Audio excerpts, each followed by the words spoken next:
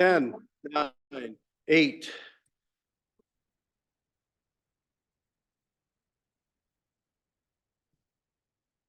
Well, good evening, everyone, and welcome to the third meeting of the 144th Council of the Corporation of the City of St. Thomas.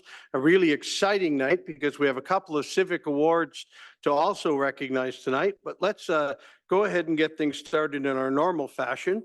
And we first have, is there any disclosures of interest from any of the members? Seeing none? Minutes. I have a motion that the minutes of the meetings held on January the 8th, 2024 be confirmed. Moved by Councillor Herbert, second by Councillor Macaulay. Questions or comments? Seeing none. All those in favor? Any opposed? That's carried. Next item. Your worship, the next order of business are our civic award presentations. There's two presentations this evening. The first one is to Lexi Sawyer, and this is for the Sports Individual Provincial Civic Award. Lexi started playing baseball at the age of 4 for the Union Sports Club and transitioned to play for the St. Thomas Optimist League. In 2017, during her time playing for the Optimist League, she was scouted to play for the Springfield Brewers, a Tier 2 provincial team. The following season, she joined a new provincial Tier 1 softball team. In the first season of the new team, the team had placed second in the provincials. The last 2 seasons, they have won gold in the provincials, and this past season, they won silver at the Canadian Nationals in Saskatoon. Lexi is considered a utility player, with her main positions being catcher and shortstop, but also plays first, second, and third base. Lexi hopes to take her softball career to the next level by playing at a USA college. Excellent. That's really, way to really bring pride to the city of St. Thomas. Thank you for doing so. We have a great award for you tonight, and that share says all the very nice things, right? And a pin that only civic award winners win. Wow. Right? So, way to go. Thank you. Now, let's look this way and take a picture. See how much better I look? Than you did? Excellent, Mama. All right, thank you, Lexi.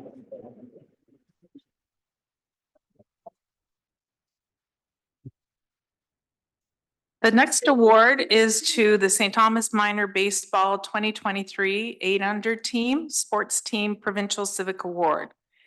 Extend Councilor Herbert, but he's old and he walks slow. Somebody tell Jim I made fun of him.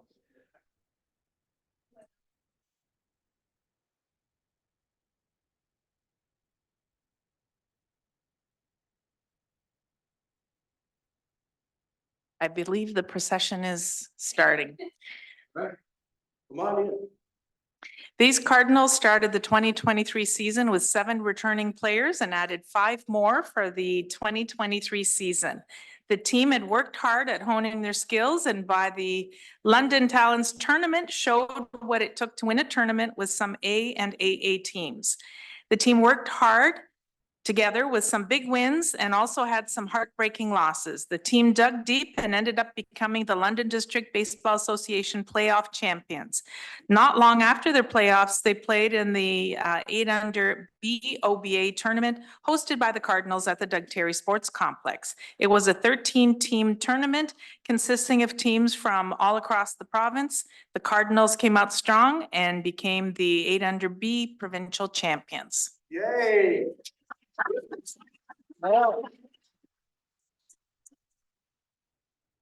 Excellent job. And we want to, Coach, can you come on over this way and we'll see if we can do this. Perfect spot. Great. Nice civic award, talking about how great the team has done. And a pin that marks that for you to share with them. But wait, I think we have more. Am I right? Oh, wait, we've got elephants. You guys say. Elephant? Here, you help me pass those up, will you please?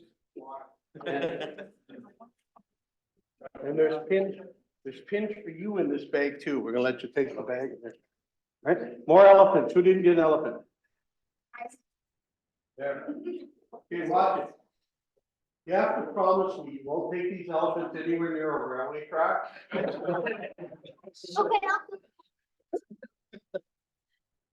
And you, the whole bag of kids, the boys too, so. Right. Okay, hold up your elephants. Right? Here. And Always keep your elbows down. Perfect. that's just to be all. Thank you. Hey, everyone's looking at me. Perfect. Hi, Alice. Thank you. And we weren't comparing medallions, and we've agreed that there's a way better. Yes, I'll trade you. No, someone will want this back of it. Congratulations, guys. Thank you for doing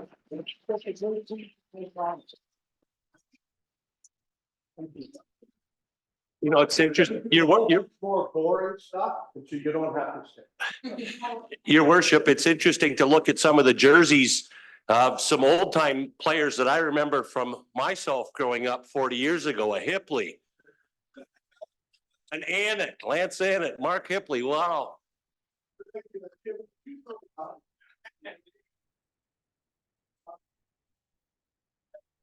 Thank you all. Thanks for coming tonight.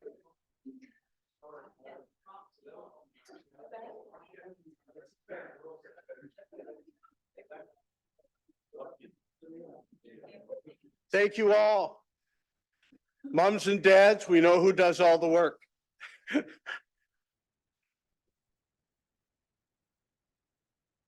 Your worship, at this time, council will resolve itself into committee of the whole to deal with the following business. Hey, order. Yeah, we're moving. Yeah. Okay. First committee is strategic direction and development. First item is the National Housing Co-Investment Fund Agreement. I have a motion that report SCSS 0124 regarding the National Housing Co-Investment Fund Agreement through Canada Mortgage and Housing Corporation be received for information. And further, the council authorized the mayor and clerk to execute the National Housing Co-Investment Fund Agreement with the Canadian Mortgage and Housing Corporation in the amount of $3,514,386, which represents a 30/70 cost share agreement and must be utilized to repair a minimum of 375 city-owned housing units to be completed no later than January the 2nd, 2027. Moved by Councillor Baldwin Sands, seconded by Councillor Gibson. Questions or comments? Councillor Peters. Thanks, your worship, to Dan Sheridan. Where are we finding our $8.2 million share?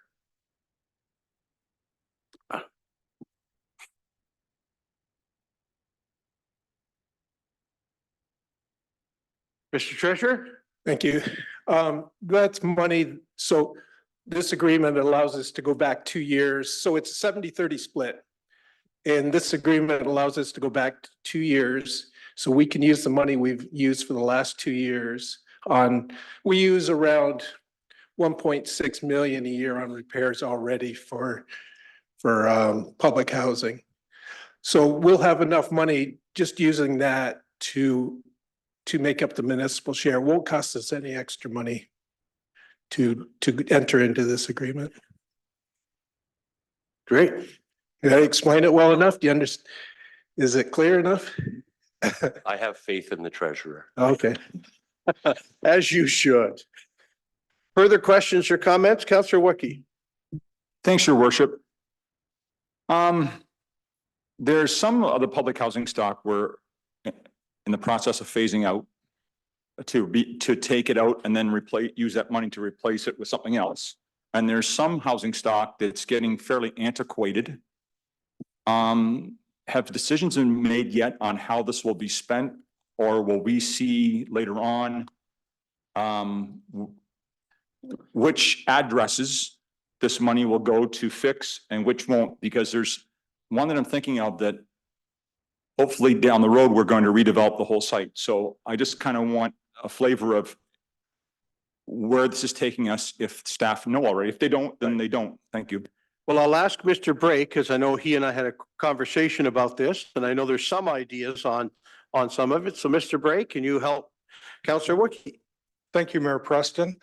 Staff are currently looking at existing housing stock and repairs that we've had out of the asset planner software that we need to address. Some of these have been not addressed in a timely fashion because of funding implications. And at the same time, running parallel and I guess intertwined with this, we are also looking at housing that we could divest of. So we will be reporting back and let you know how we're going to approach this. Okay, Councillor Wookie? Thanks, your worship. I just want to be, I just don't want to see us do a lot of work on something that we are going to turn around and mothball or sell. That's all. Oh, I can easily say we will not do any repairs on something that we have earmarked that could be sold. Definitely not. Councillor Herbert? Thank you, worship. I found it interesting when I read about the hard costs and soft costs. Who actually decides what is a hard cost and what is a soft cost? Who makes that decision? Mr. Bray or Ms. Sheridan? Or both come up?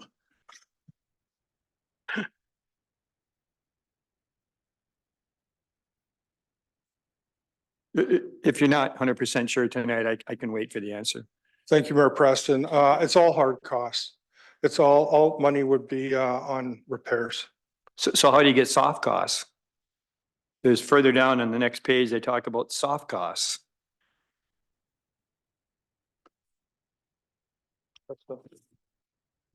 It's just a case of, Okay, I'll defer to Director Sheridan.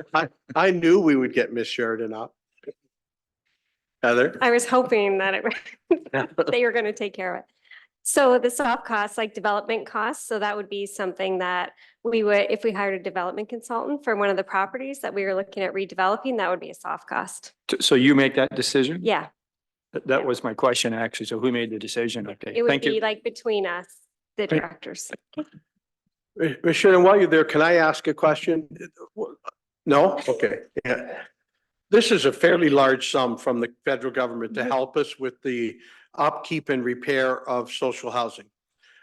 I think we should always remind people that St. Thomas also takes care of social housing across all of the county. So some of this will actually be spent outside of the city of St. Thomas also.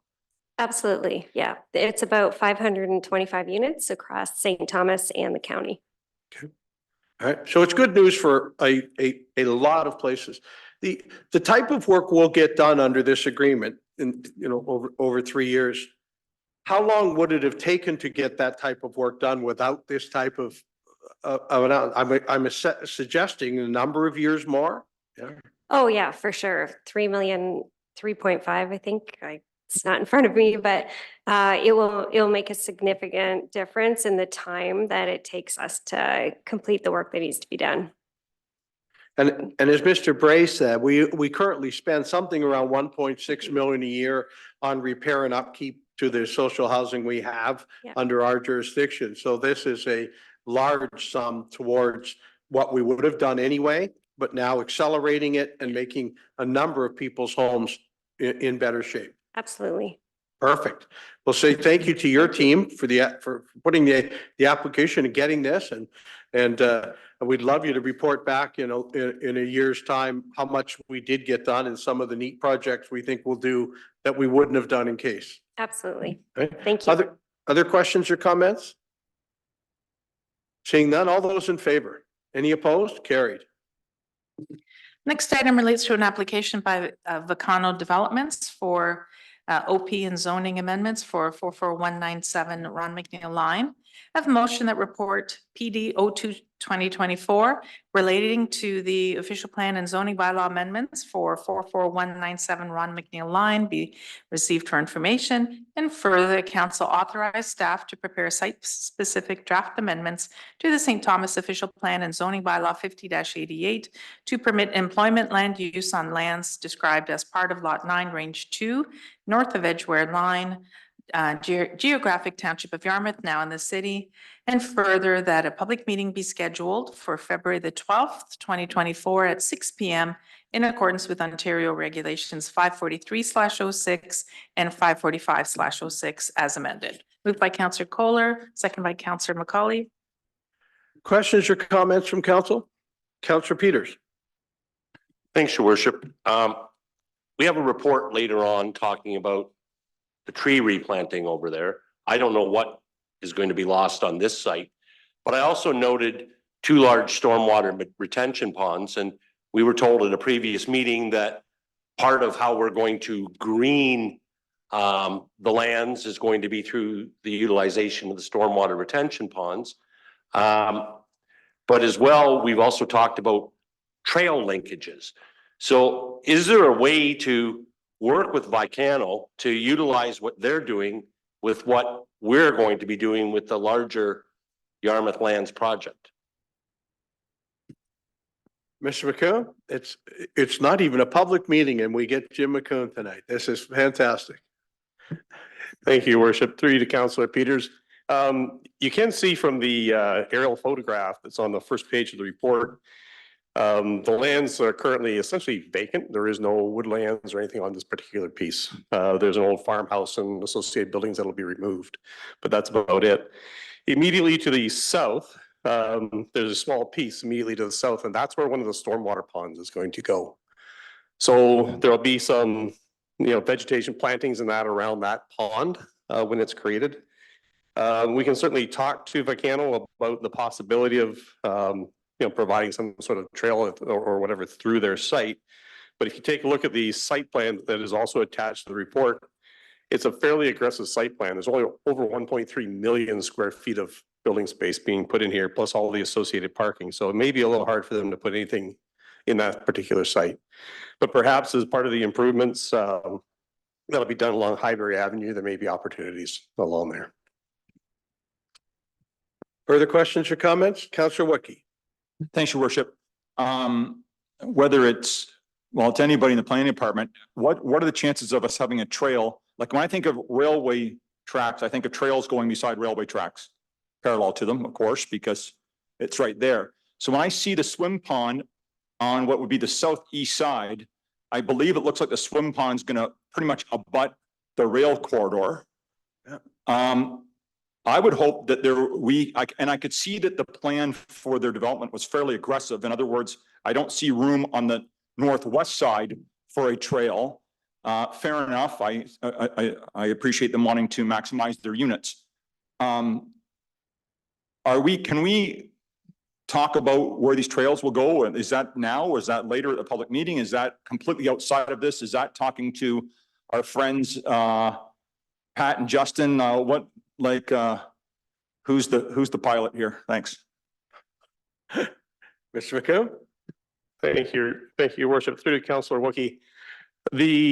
Certainly a trail beside the railway tracks that the city owns was something that was very manageable for the city. It was our track and we can plan and accommodate for that. These are tracks that are owned by CP Rail. And it may be a much more difficult proposition to encourage them to have an actual walking path or multi-use path beside their railway. I think what you'll see is, council may recall that last in December, I think it was, I brought forward a report on the draft plan of subdivision for all of these lands. And it's through that process that we hope to bring forward where some potential trails and that sort of thing can go. Thank you. Counselor Peters. Thanks, worship. One more question to Jim. Jim, and Councillor Wookey's question sort of tweaked me. Is there ability to have, is there enough room available for rail sidings to go in? Let's say some of the tenants want to utilize Ontario Southland Railway, who operates that on behalf of CP. Is the ability to put sidings in? Mr. McCune. Thank you, your worship. Through you, I mean, it's a discussion to have with CP Rail as to whether or not they can put spurs or sidings from their particular line. I know there is a plan as far as facilitating, rail access through to PowerCo that, we're working with CN on bringing a line up, and perhaps our colleagues from the industrial development team can offer more on that.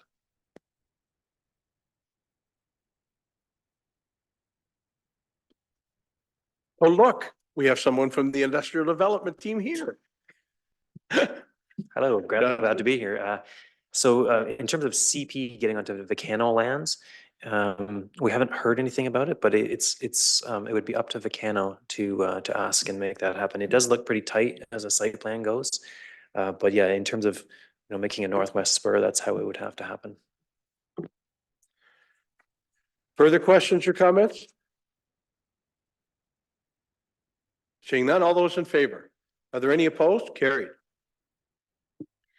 Next item is notice of a public meeting to take place by Zoom on January 25th, 2024 from the Committee of Adjustment regarding an application for a minor variance by Prespa Construction Limited to permit a new 3-story apartment building containing 6 dwelling units, whereas the maximum is 4 dwelling units, and it's for the property at 25 Alexandria Avenue. Your worship, unless there are any further items from the members under this committee, we'll now move into community engagement and services. First item relates to the amended health recruitment partnership agreement with the East Elgin Family Health Team. I have a motion that report ADM 0124 relating to an amended funding agreement under the Health Recruitment Partnership Initiative be received for information, and further that a bylaw be prepared to enter into an amended health recruitment partnership agreement with the East Elgin Family Health Team for $66,000. Moved by Councillor Kohler, second by Councillor Herbert. Questions or comments on the report? Councillor Kohler. Thanks, Your Worship. More of a comment and maybe a question, I think maybe to a couple of the committee members that we have here. I think, first of all, the comment, the team is doing a great job in getting St. Thomas and Elgin County out there in the faces of some of these people that we could potentially recruit. And, I know St. Thomas and Elgin County have a lot of amenities that will help attract some people, but I'm just wondering, are we looking at reviewing the program? I know there's lots of communities that are out there right now doing the same thing, following in suit because there's a lot of shortages, but there's a lot of communities that are very aggressive, and just wondering if we are making sure that we're still in the ballpark with some of the things that we're doing. One of the committee members or city manager? Oh, Councillor McCauley? that's through you. That is a really great question, and yes, that's part of what we will be doing is looking at what we're offering and where we can make tweaks. There's some partnerships on the horizon that will make it more attractive, and really looking at, just not doing what we've always been doing. Otherwise, we'll get the same results. So it is definitely in our future to review that. And I'll turn it over to Councillor Baldwin-Sands. Well, I'll turn it over to Councillor Baldwin-Sands. Thank you so very much. We do plan on having a symposium in the very near future so that we can get together with some of our stakeholders as well as members of the committee so that we can start addressing some of these. But to the report itself, I am not in support, and I stated so at our committee meeting. The reason being, I believe that adding another dimension at this time is a very slippery slope. If you read the report, this one-off request that East Elgin is doing, it commits a doctor to a 6-month period of time before it becomes successful. Whereas for us, underneath the health recruitment for the city of St. Thomas and for Elgin County, we look at least a 4-year commitment from a doctor. Now from that, I know that, I would actually like to defer at this point to the CAO about more about this program. City manager? Sorry, Your Worship, and Madam Chair, I don't mean to conflict with you. I just want to be clear about the funds that are going to the outside recruiter will be to support the period of time. The payment to the recruiter will be that 6-month period. We are still going to hold the East Elgin Family Health Team accountable for keeping that doctor in place for the 4 years. Should that doctor leave, that money will be owed back to the Health Recruitment Partnership. Sorry, just wanted to clarify that with you, Madam Chair. Oh, and if I may, absolutely. And I do 100% agree that that was what was discussed. But we've had really good success without this additional program. Since 2015, we have recruited 28 physicians. We've had an additional 9 physicians have replaced retiring physicians. And so we have had this level of success. And I believe that this one-off is a different dimension. And I would have preferred that we've had this symposium to have the discussion with the stakeholders before we move forward with this. And that's why I didn't support it at the committee level. And that's why I won't be supporting it tonight. Thank you. Great. Further questions or comments? Councillor McCauley, then Councillor Herbert, then Councillor Wookie. So I just want to say that I do support this and that going back to Councillor Kohler's question about, what are we doing different? And I agree, we've had some really great success. And in this particular case, it's a one-off. And I think that we have to look at different ways of doing things. And that's not to say this is how it's going to be going forward, but I do support looking at different opportunities and options to expand our reach, to bring doctors to our community. Thank you. Councillor Herbert. Thank you, Worship. I'm going to ask this question. I'm not sure if Lori has, Councillor Alderman Sands has the answer, but when they're recruiting from the UK. So how much money do they invest in a physician from the UK? Do they not have to, when they get to Canada, they have to write the Canadian medical exams before they can work in Canada? So I'm not sure where all the funds go. Okay. But that's my question. Do you have an answer for Councillor Herbert? I'll give the floor to you. Thank you. I can defer to the CAO. Okay. City Manager? Thank you, Worship. The East Ogden Family Health Team has advised us that the funds will be used to support the fee for the outside recruiter, for the fee for service recruiter. And that 33,000, so we'll step back a bit. We have an agreement in place with the East Ogden Family Health Team. It's been in place since 2021. The intention was for us to work with them to recruit 2 doctors for their practices in the East Ogden community. They've had not a lot of success in recruiting a doctor to their community. They have, they believe, an option to recruit a doctor from the UK. This doctor comes to them through a fee-for-service recruiter. East Ogden Family Health Team came to the Health Recruitment Partnership asking to be able to use a portion of that money, up to $40,000. The Health Recruitment Partnership agreed to up to $33,000, which was equivalent to what we gave them to recruit 1 doctor.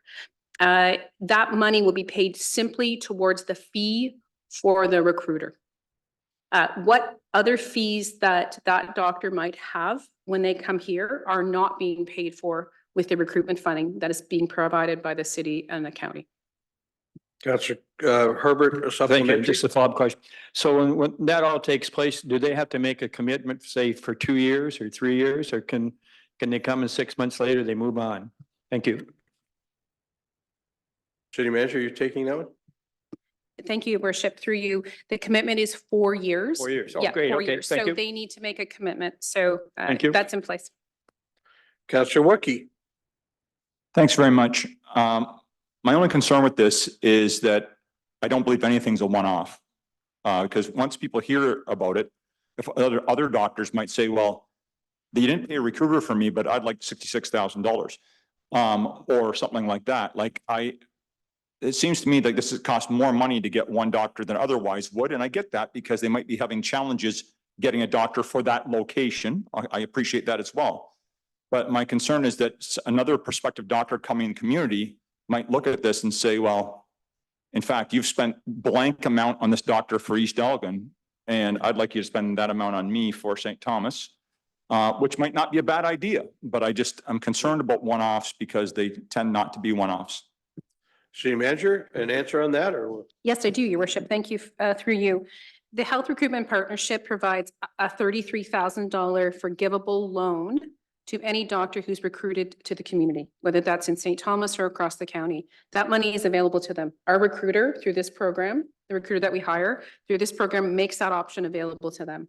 This is a request from one of the organizations who received funding in 2021 to use a portion up to $33,000, so an equivalent amount that would be given to a doctor to pay a fee for service recruiter to bring a doctor from another community. There'll be no money given to this doctor. It's only to the East Ogden Family Health Team to pay for that fee for service. Councillor Baldwin Sands is correct. This is not technically the process that we would use for this. Having said that, the Health Recruitment Partnership has made a recommendation that council approve this. The reason it's in front of you is because council is the organization that signs the agreements with the individuals, and in this case, with the East Ogden Family Health Team. I'm happy to take any more questions, Your Worship, or others if there's questions. Thanks, I get it completely. Thank you. Thank you. I'll go to Counselor, you okay? Okay, I'll go to Counselor Kohler, then back to Counselor Herbert. Thanks, Your Worship. I will support this because I believe we have to look at different ways to do it. And when you're looking at the dollar figures that we're talking about here is literally a drop in the bucket where most people are actually going out with. And when, you know, to Councillor Herbert's point, when we're looking at abroad, unfortunately right now, a lot of our Canadian citizens are taking these classes abroad.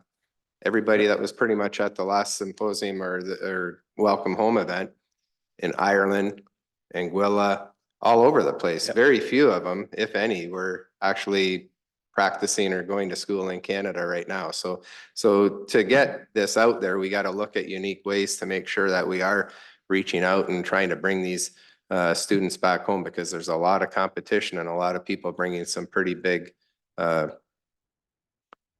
carrots to the table, that's for sure. Counselor Herbert, you had a follow-up? Yes, thank you, Worship. Is the assumption you're looking for GPs? Because I know the general is looking for 3 specialists right now. So all this funding we're talking about is for GPs or any specialty that we're looking at? City Manager? And thank you, Your Worship. You're asking all the right questions, Councillor Herbert. I think it's probably fair to say that the Health Recruitment Partnership is focused on family doctors.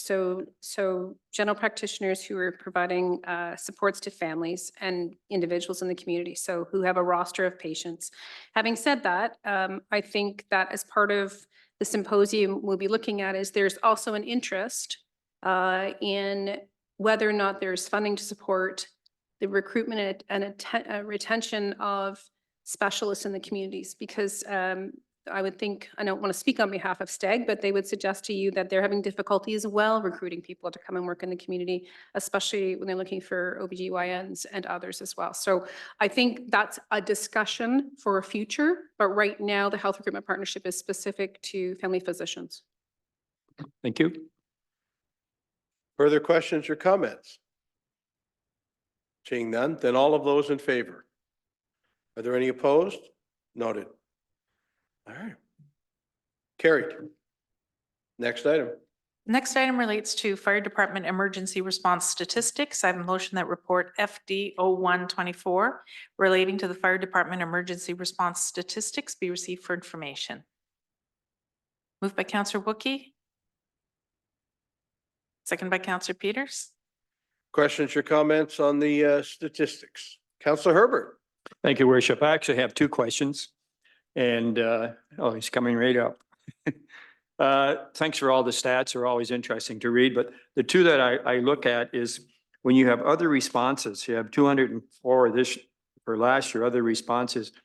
Is there not a breakdown that you would do for those? So or is it just because there's so minimal, one here, one there, that you don't break it down? But just curious to see what 204 others are. Through your worship to Councillor Herbert. So Chief, first of all, welcome. Great to have you here. thanks for having me. All right. It's great to be here. Through your worship to Councillor Herbert. So like you said, others are usually one-offs. So when you call 911, the dispatcher and you say you want fire, the dispatcher will ask you, fire department, what's your emergency? And you usually say, we got smoke or whatever. So we have benchmarks within our computer system. So as soon as somebody says smoke, she can hit fire preconditions or whatever, and it populates all the trucks and everybody responds. So in those benchmarks, we can't list everything that we go on. So sometimes we'll get people that will call and say, my wheelchair is stuck in the driveway. I can't get out. Can you come and help? Obviously, if you've called us, we're going to come and help.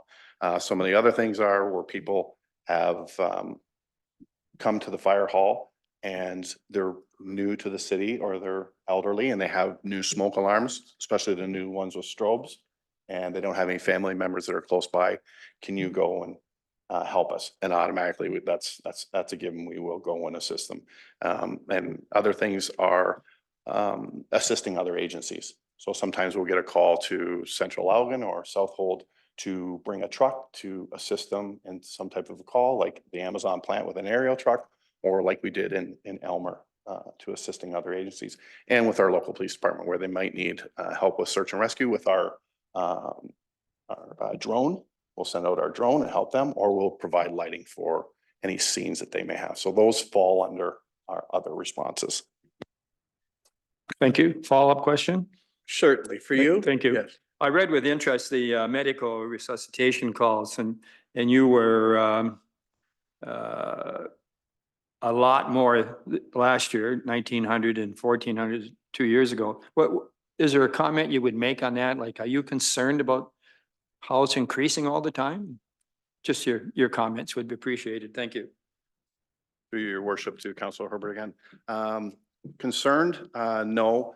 I think because of the growing population, it just adds to this, and the age of our population also. If you look at the stats, you know, the average age in St. Thomas is over 50, I would think, whatever that percentage is. Concern? No, we usually get to these calls in under 6 minutes. So, and then we perform what we have, and our ambulance service is there all the time, and they provide a great service too. So as a concern, no, but the numbers are rising, and it creates a lot of calls for us. But other than that, we have this for sure all day long. Thank you. Further questions or comments? Chief, thank you so much for sharing this with us. It's great for us to see each year the amount of work that goes through our fire halls and the men and women who work on your team. So thank you for sharing it with us. All in favor? Any opposed? Carried. Your worship, unless there are any further items from the members for this committee, we'll now move into infrastructure and civic operations. First item relates to pole court retaining wall ownership. I have a motion that report PRF 0124 relating to the pole court retaining wall ownership be received for information. Moved by Councillor Wookey, seconded by Councillor Gibson. Questions or comments? Councillor Peters. Thanks, your worship. 0.5 meter is not very much. I realized the property was resurveyed, but somebody built this wall. And either, I'm assuming that if the place was built in 71, it was probably built by the old housing authority. It's pre-us, something we inherited. It just strikes me as odd that someone would build a retaining wall through 3 backyards. I could see one, but I would be prepared to perhaps have the city pay half the cost. I just think there's too many questions that are unanswered with this one, but I'll leave it be. Councillor Kohler. Thanks, your worship. I'm thinking along the same line as Councillor Peters, because actually a portion of this abuts onto the housing. And when something happens, normally with a fence, if something happens with a fence, the neighbors contribute 50-50 anyway. So I was just wondering, I don't know, maybe that is something that's in the plan when this needs to be replaced, that the city's going to be responsible for their share of that part. I'm not sure if that's how we're looking at that, but I think in all fairness, it would probably be something that we should come to the table on.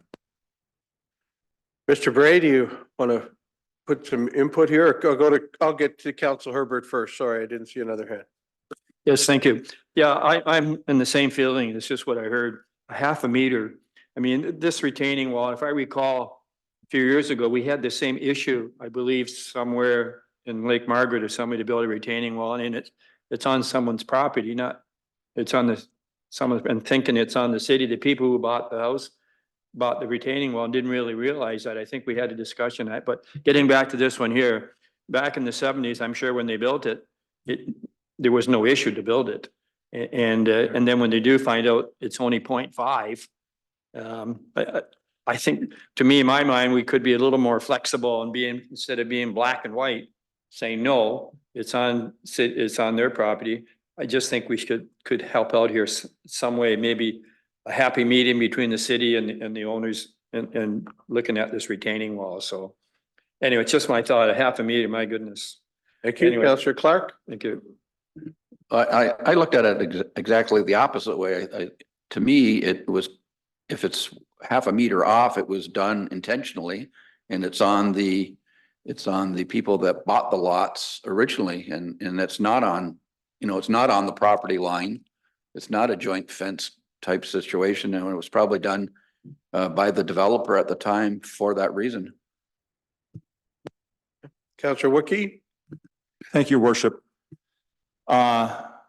These kind of issues give us a great deal of trouble. And I'm not complaining, I'm just saying it's a real challenge because we want to help people. However, if we start repairing things that are not on our property, it's not, this is definitely not a one-off, because I know sitting out there someplace in the city, there'll be other people with a similar situation where there's something that's, it's on their property, but it's abutting something else, and they will come to us to get it fixed. This has happened to us before. And if we set a precedent this time, we have to be able to live with doing this repeatedly. And I think that's really dangerous from a governance point of view. Like, so is it half a meter? Is it 0.75 meter? Is it 1 meter? Like, what are we opening ourselves up to for future financial liabilities? And taking my fiduciary responsibility for the city, I don't want to put us into that position. Thank you. Thank you. Further questions or comments? If I can ask a couple, Mr. Bray, we've understand from the report that it's on private property and belongs to the 3 households. And they were asking for us to participate. Does anybody know the cost or how soon this job would have to be done? I'd hate to do this without knowing a couple of those answers. Through you, or to Mayor Preston, we did have a contractor look at it to provide a high level estimate. It's in the range of $30,000. That's without getting to know the extent of the reconstruction, the tiebacks that are required. Okay. Councillor Kohler? Just while Jeff's up there, for our property that it abuts, what happens if this caves into that? Like, how necessary is that work?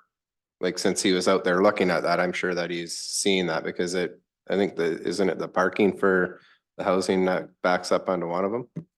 That's correct. It's a social housing unit and it backs up to the Pole Court properties. So no immediate risk to that then? No. Okay. Further questions or comments on the report? Seeing none, all those in favor of the report? I count 5. It carries. Your worship, the next item relates to potential to recycle water used by splash pads. I have a motion that report PRF 0224 relating to the potential to recycle water used by splash pads be received for information. Moved by Councillor Wiki, seconded by Councillor Baldwin Sands. Questions or comments on the report? Seeing none, all those in favor? Any opposed? Carried. Next item relates to environmental protection, mitigation, and compensation at Yarmouth Yards. I have motion that report ID 0224 relating to Yarmouth Yards environmental protection, mitigation, and compensation be received for information. Moved by Councillor Wookie, seconded by Councillor Gibson. Questions or comments? Councillor Peters? Thanks very much, Your Worship. It's not in this report, but what is the total acreage that needs to be replanted? It seemed to me it was in the neighborhood of 150 acres, or was that 150 hectares? I'm just curious, this is focused on these lands, but there's no way that, at least in my own tree planting mind, that we can replant enough trees on this property. So where is, or when are we going to see the rest of the plan? But how many acres has to be replaced? Mr. Lawrence, do you have the answer for that? I do. It's in acres Yes. and it's about 100. So it's a little bit more than 100, but we don't have the final total yet. We're still doing a bit of work. So we've engaged both KCCA and Catfish in terms of just setting up future programs to look for land where we could plant. We do have minimum size acreages that we need to plant. So we can't just put a half acre here or a strip of trees there. We have to have, I think the minimum is a 2 hectare section. So we'll partner with those organizations. We'll look for 10 acres at a time, and it can be planted anywhere in the eco region. So that's past the borders of Elgin County actually. But I think ideally we'll look for land as close as possible. There's likely about 5 to 10 on site and the rest will be off site. Councillor Peters? I noted with interest the photograph of the Penhale Cairn in there. How is the public going to be able to get to that site? Mr. Lawrence? There's a multi-use path on the east side of Street A. So it's basically at the west edge of that remaining woods. And so there's a street that's right adjacent to it. It's about 10 meters into the woods, so it's a pretty good access point. Okay, and my final question, Your Worship, and I couldn't really tell on the map, it was sort of cut off, but there's trees on the south side of Ron McNeil. A lot of that bush has been removed to the south of it, but there's still a line of trees along the south side of Ron McNeil. It wasn't clear in this report, do they stay or do they go? Mr. Lawrence? They stay in this case, so that's Woodlot 3, and it's about 150 meter buffer that's going to stay. It'll be city-owned land, and it will stay. Councillor Clark? Thanks, Your Worship. I was just wondering how much time staff would be spending on building bird boxes and bat boxes, and what work would be not accomplished while they're doing that? Just what type of work is being done in the wintertime? Mr. Bray, I think that one's yours.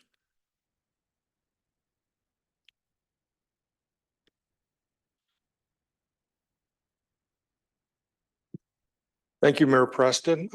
Staff are addressing the bat boxes when it's trail maintenance staff. So in the winter months after the trails are taken care of and all safety concerns are mitigated, they will be building bat boxes.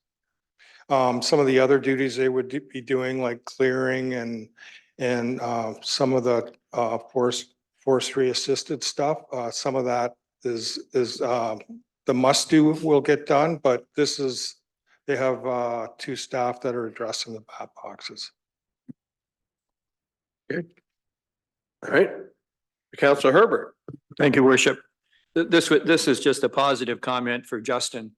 When I read they had moved already 100 trees to start with, I hope that's just the beginning of moving the trees and relocating them. Trees has always been an issue for council.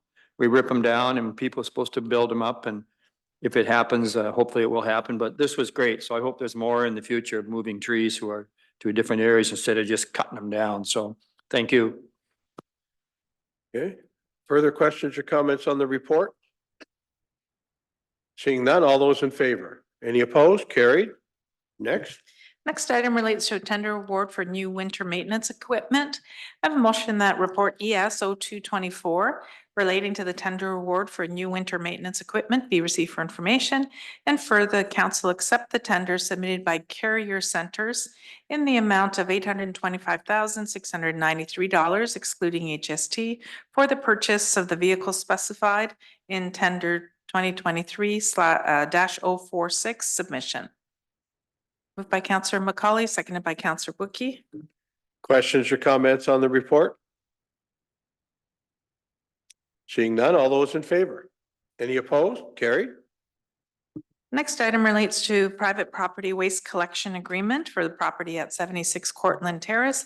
I have a motion that report ES 0124 relating to private property waste collection for 76 Cortland Terrace be received for information, and further council direct that a bylaw be prepared to authorize the execution of the indemnity and collection agreements between Hey-Ho Rentals Limited and the city for the provision of waste collection at 76 Cortland Terrace. Moved by Counselor Clark, seconded by Counselor Gibson. Questions or comments? Counselor Wookie? Thank you, Worship. For the members of the public and anybody that pays attention to this kind of thing, you know, sometimes these have waste collection on site and sometimes they don't. And I'm sure out there, there's somebody perhaps who's saying, wait a second, ours is not collected. So I think what it comes down to is, can the truck move through in one direction all the way through in a loop as opposed to having to be backed up? And that these folks are dealing with this prior to the commencement of residents being there. Or am I incorrect on that? If somebody can comment or correct me, that would be great. Or if not, we'll leave it at that. Thanks. Mr. Zealy, good to have you here tonight, and trash is your item. Go. Thank you, Mayor Preston. You are correct. That is one of the major criteria. This is the maneuverability of the collection vehicle. Further questions or comments on the report? Seeing none, all those in favor? Are there any opposed? That's carried. Your worship, unless there are any further items for this particular committee, we'll now move on to corporate governance and administration. Nothing on the agenda at this time, unless there are any items from the members. And seeing none, your worship. Council will now reconvene into regular session. I have a motion that the recommendations, directions, and actions of council and committee of the whole, as recorded in the minutes of this date, be confirmed, ratified, and adopted. Moved by Councillor Baldwin Sands, seconded by Councillor Clark. Questions or comments? Seeing none, all those in favor? Are there any opposed? That is carried. No reports of committees this evening. We now move into petitions and communications. The first item is a request for a proclamation and jumbo lighting from the Canadian Congenital Heart Alliance.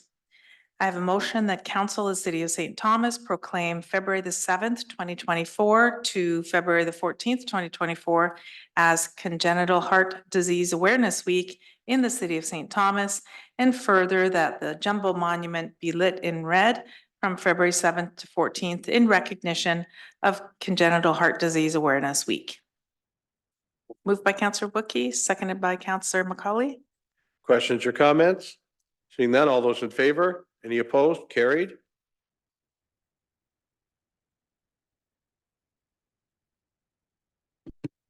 Your worship, unless there are any items from the members. Councillor Clark? Thank you. Through you to the mayor. I'd like to request that council proclaim February 1st Optimist Day, and whether we could have a proclamation for that. That's a great idea. Your worships, I do have a motion that council of the City of St. Thomas proclaim February the 1st, 2024 as Optimist Day in the City of St. Thomas. Moved by Councillor Herbert, seconded by Councillor Baldwin Sands. Questions or comments? Councillor Clark?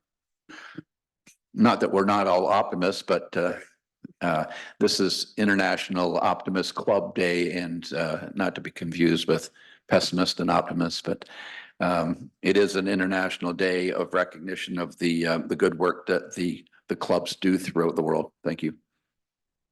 And they do a lot of good in our community. So thank you for asking. Questions or further questions or comments of Councillor Clark? Seeing none, all those in favor? Any opposed? Carried. The next item under petitions is the fact that an application has been made to the Alcohol and Gaming Commission of Ontario by Doughbox Wood-Fired Pizza and Pasta for a liquor license for its indoor and outdoor areas at 985 Talbot Street. Council may make representation to the commission concerning the application. Your worship, unless there are any further items under petitions, we'll now move into unfinished business of council. And seeing no items, now new business of council. Councillor Baldwin Sands. Not necessarily new business, but I was hoping that Director Sheridan could talk to us about, because we've had the extreme weather condition change, and talk about where the warming centers are in the City of St. Thomas. Right, we'll call Ms. Sheridan.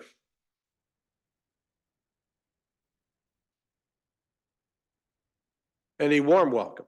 Sorry, that's out of place. Go ahead. Thank you for the question, Councillor Baldwin Sands, through you, Mayor, to Councillor Baldwin Sands. There's 3 locations in the city. So one of them is the Inn, and they, of course, are open 24 hours a day, 7 days a week, and offer overnight if there was an issue. Okay. We also have the Senior Center Monday to Friday during the day, and the arena at the Joe, and that's open on the weekends also, if anybody needs to warm up.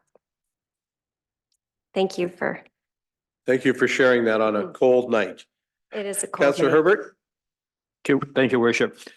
Good evening. Good evening. With Queen Street open now, is it much easier now for the inn to accommodate all the people to get warm? It has. Yes, for sure. For sure now? It has made a big difference, and we are going to bring a report to council about that. It's good. Good to see that. Thank you. Yes. Thank you, Ms. Sheridan. Other new business? Okay, Seeing no further new business, your worship, will now move into bylaws. I have a motion that leave be granted to bring in the bylaws. Moved by Councillor Herbert, second by Councillor Clark. questions or comments? Seeing none, all those in favor? Any opposed? Carried. I have a motion by Councillor Herbert, seconded by Councillor Clark, that the bylaws be now read a first time, referred to council and committee of the whole, and read a second time. Questions or comments? Seeing none, all those in favor? Any opposed? Carried. First bylaw, please. First bylaw is a bylaw to confirm the proceedings of the council meeting held on the 15th day of January, 2024. Questions or comments? Seeing none, all those in favor, opposed, carried. Second bylaw, please. Second bylaw is a bylaw to authorize the mayor and clerk to execute and affix the seal of corporation to a certain agreement between the city and the Canada Mortgage and Housing Corporation. This relates to the National Housing Co-Investment Fund Contribution Agreement. Questions or comments? Seeing none, all those in favor, opposed, it's carried. Third bylaw, please. Third bylaw is a bylaw to appoint a property standards bylaw officer and noise control officer, being Sydney Johnston. Questions or comments? Seeing none, all those in favor, opposed, carried. Fourth and final bylaw, please. Fourth bylaw is a bylaw to authorize the mayor and clerk to execute and affix the seal of corporation to a certain agreement between the city and the East Elgin Family Health Team. This relates to health recruitment partnership funding of $66,000. Questions or comments? Seeing none, all those in favor, opposed, so noted, it's carried. Your worship, I rise to report progress in passing 4 bylaws. Great. I have a motion by Councillor Herbert, seconded by Councillor Clark, that the report of council and committee of the whole on the 4 bylaws be received and adopted. The same be read a third time, engrossed, signed by the mayor and clerk, sealed and numbered. Questions or comments? Seeing none, all those in favor? Are there any opposed? That's carried. No public notices or notices of motion this evening. There is a need to move into closed session. I have a motion that the meeting be closed to deal with a proposed or pending acquisition of land, a position plan procedure, criteria, or instruction to be applied to any negotiations carried on or to be carried on by or on behalf of the municipality, and a meeting held for the purpose of educating or training the members. Moved by Councillor Baldwin Sands, seconded by Councillor Gibson. Great. Before I call the vote, I'll share what I do each week. We're about to move into a closed session, which means our open session is finished, and we will only come back into open session in time to adjourn our meeting for tonight. So thank you all for watching at home. I know we had tons of grandparents and parents watching for our civic awards this morning, or this afternoon. Hopefully they stayed on and watched council do its job. We'll see you all next week. For those of you watching at home. All in favor? Any opposed? Carried.